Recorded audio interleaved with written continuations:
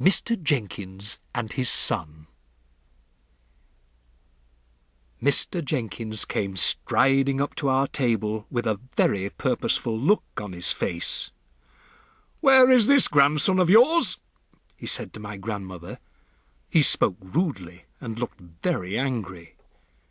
My grandmother put on her frostiest look, but didn't answer him. "My guess is that he and my son Bruno are up to some devilment," Mr. Jenkins went on. "Bruno hasn't turned up for his supper, and it takes a lot to make that boy miss his food."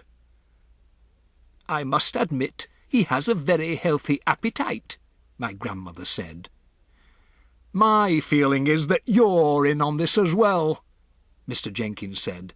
"I don't know who the devil you are, and I don't much care, but you played a nasty trick on me and my wife this afternoon.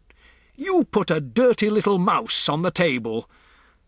That makes me think all three of you are up to something. So, if you know where Bruno's hiding, kindly tell me at once." "That was no trick I played on you," my grandmother said. "That mouse I tried to give you was your own little boy Bruno. I was being kind to you. I was trying to restore him to the bosom of his family. You refused to take him in." "What the blazes do you mean, madam?" shouted Mr. Jenkins. "My son isn't a mouse." His black moustache was jumping up and down like crazy as he spoke. "Come on, woman! Where is he? Out with it!" The family at the table nearest to us had all stopped eating and were staring at Mr. Jenkins.